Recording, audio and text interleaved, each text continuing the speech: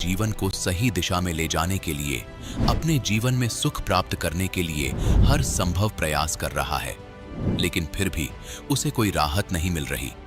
दर्शकों, इसका मुख्य कारण यह है कि वास्तव में उसे पूर्ण गुरु का मार्गदर्शन प्राप्त नहीं हो रहा है।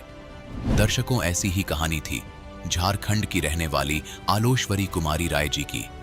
आलोश्वरी राय जी पहले सभी पारंपरिक भक्ति साधनाएं किया करती थीं, सभी देवी देवताओं की पूजा करती थीं और तंत्र मंत्र व झाड़ फूंक में माहिर थीं। श्री आलोश्वरी राय जी औरों के घर से तो भूत निकाल देती थी, लेकिन जब खुद के घर पर भूत प्रेत का साया मंडराया तो इन्हें समझ में आया कि यह सब व्यर्थ है।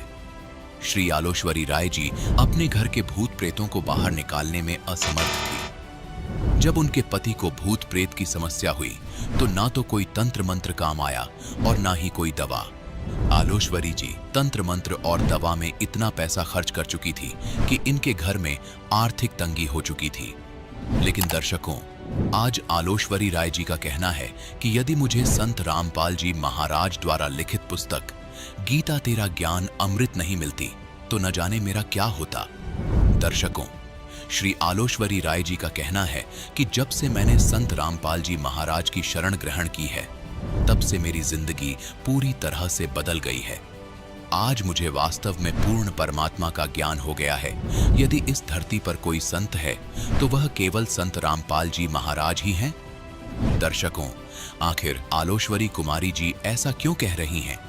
आखिर आलोश्वरी कुमारी जी ने अपनी सभी भक्ति साधनाओं को छोड़कर संत रामपाल जी महाराज द्वारा बताई गई भक्ति साधना को क्यों अपनाया? सुनते हैं आलोश्वरी कुमारी राय जी की कहानी उन्हीं की जुबानी। नमस्कार जी।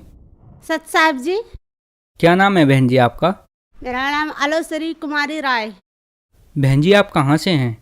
जिला पाकुड़ झारखंड से। बहन जी, संत रामपाल जी महाराज जी से नाम उपदेश आपने कब लिया? 2021 में। बहन जी, संत रामपाल जी महाराज जी से नाम उपदेश लेने से पहले आप क्या भक्ति साधना करती थीं? हम भक्ति करते थे ब्रह्मा विष्णु महेश को। इतना भक्ति करते थे, जब हम 7 साल के थे तब से हम भक्ति कर रहे हैं ब्रह्मा विष्णु महेश को, लेकिन कुछ तो फायदा नहीं हुआ। संत रामपाल जी महाराज जी की शरण में आने के बाद आपको क्या लाभ मिला? मेरे को तो सबसे पहले ये लाभ मिला कि भूत पीड़ित का जो है बाधा, वो भूत पीड़ित दूर हो गया। संत रामपाल जी महाराज का शरण में आने के बाद वो भूत पीड़ित भी हट गया, और जो मेरे को कारण था वो कारण भी ठीक हो गया, और मेरा दांत में कीड़ा लगा हुआ था वो कीड़ा भी ठीक हो गया मालिक के दया से। झाड़ फूक भी करवाए हैं, दवाई भी करवाए, लेकिन नहीं ठीक हो पा रहा था। लेकिन परमात्मा का शरण में आने के बाद वो भी ठीक हो गया मालिक के दया से। मेरा हस्बैंड को कोई दाब रहा था भूत पीड़ित में, वो भूत पीड़ित का जब दाब रहा था तब उसका मिर्गी जैसा उठ रहा था। फिर वहाँ में भी वो जो है भूत पीड़ित लोग वहाँ संत रामपाल जी महाराज का शरण में आने के बाद वो भी हट गया।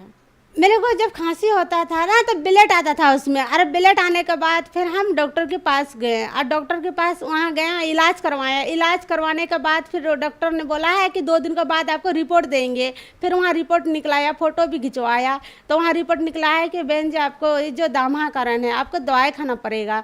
हम बोलते ठीक है दवाई लेते। आज जा रहे थे, महीना में हफ्ता में दवाई लाने के लिए जा रहे थे। आते जाते भी वो दवाई तो खा रहे थे, लेकिन ठीक नहीं हो पा रहा था। संत रामपाल जी महाराज का दीक्षा भी लिए, भक्ति भी कर रहे हैं, आज तो मालिक का दया से ठीक हो गया है। मेरा पति को 10-15 साल के जब वो थे तो शुरू से ही उसका मतलब भूत पीड़ित का बाधा था, तो ये परमात्मा का दया से वो भूत पीड़ित भी हट गया। मेरा पति नशा करते थे, उस संत रामपाल जी महाराज का शरण में आने के बाद वो सारे नशा भी छोड़ दिया। गुटखा करता था, दारू मौत कभी कभी करता था। संत रामपाल जी महाराज जी के शरण में आप कैसे आए? गीता तेरा ज्ञान अमृत वो पुस्तक मेरा हस्बैंड पढ़ रहा था एक दिन, और हम लोग ऐसा पूरा घर में तांत्रिक कर रहे हैं, तो मेरे को एक दिन बोला है कि आप यहाँ बैठिए मेरे पास। तो हम उसको बोले कि क्या आखिर आप बैठने के लिए बोल रहे हैं? बोलता है इसमें देखिए ना क्या अनमोल कुछ ज्ञान है। तो हम उसको बोले क्या ज्ञान है?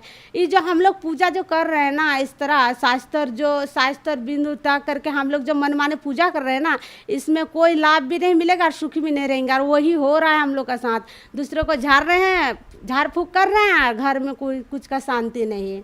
हम तांत्रिक ये करते थे, उसका मतलब वो आता था मेरा पास, बोलता था मेरा मतलब पूरा घर का बात बताइए, क्या हो रहा नहीं हो रहा, तो हम उसको बता देते थे कि उसका घर कहाँ है और उसका नाम क्या है और उसका अंदर में क्या कारण है, क्या हो रहा है, उसका घर तक हम पहचान उसको बता देते थे। उसका बाद फिर उसका कुछ भूत प्रेत भी होता था तो वो भी हम झाड़ फूँक करते थे। एक दिन में हम 12 बजे रात को हम घर बांधते थे, एक दिन में 1200 रुपया हम लेते थे, और एक दिन में 1200 रुपया लेते हैं, और 6-7 घर हम एक रात को हम बांध लेते थे। मुर्गा बलिदान देते थे, कबूतर भी बलिदान देते थे, और इतना ही देने का भी बाद फिर हम जब भूत पकड़ते तब वो भूत भी आवाज़ करता था, चू चू जैसा आवाज़ करता था जब हम भूत पकड़ते थे। मैं ये सब कर रहे थे लेकिन मेरे को ये सब कुछ लाभ नहीं हुआ। दूसरे को हम उसको झाड़ फूँक कर रहे थे, उसका ठीक हो जाता है, लेकिन घर में कोई शांति नहीं।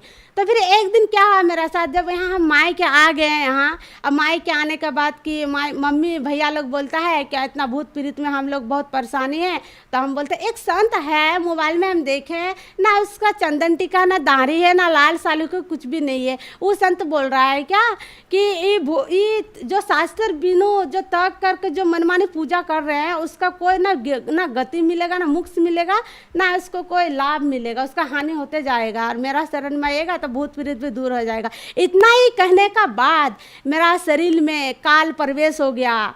2021 दिन 12 बजे का ये बात है, मेरा शरीर में काल प्रवेश हो गया और बोलने लगा ये क्या हो रहा है बेटी। हम खड़े थे वहाँ पे गिर गए और शरीर में प्रवेश होकर बोलता है ये क्या हो रहा है बेटी। भयंकर आवाज़ आ रहा है, मोटा सा आवाज़, और बोल रहा जानते हैं हम कौन है। मेरा मम्मी बोलता हाँ हम जानते हैं आप कौन है। अब कृष्णा जी शंकर जी बोला नहीं हम ना कृष्णा है ना शंकर है, मेरा नाम है ज्योति निरंजन काल।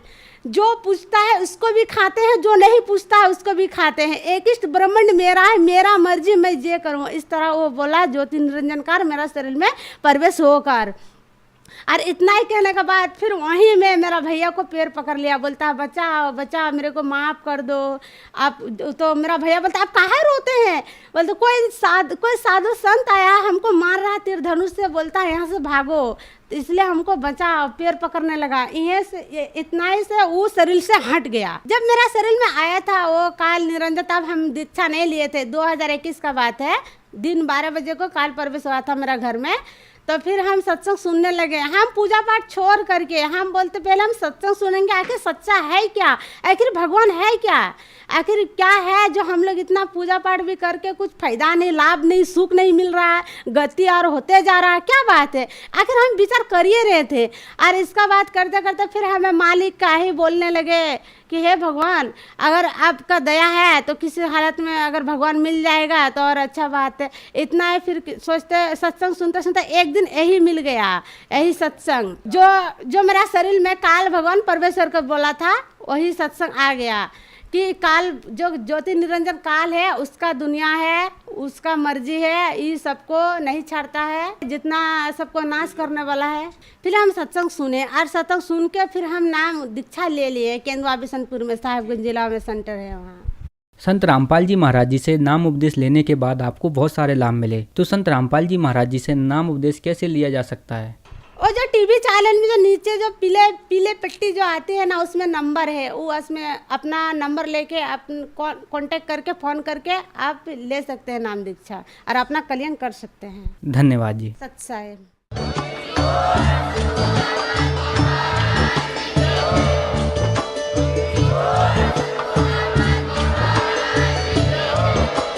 आप सुन रहे थे जगत गुरु तत्वदर्शी संत रामपाल जी महाराज जी के मंगल प्रवचन। अधिक जानकारी के लिए विजिट कीजिए हमारी वेबसाइट www.jagatgururampalji.org। संत रामपाल जी महाराज जी के शुभ आशीर्वाद से पूरे विश्व भर में 500 से भी ज्यादा नाम दीक्षा केंद्र हैं, जिन पर संत रामपाल जी महाराज जी द्वारा ऑनलाइन निशुल्क नाम दीक्षा दी जा रही है। अपने नजदीकी नाम दीक्षा केंद्र का पता करने के लिए संपर्क करें 8222880541।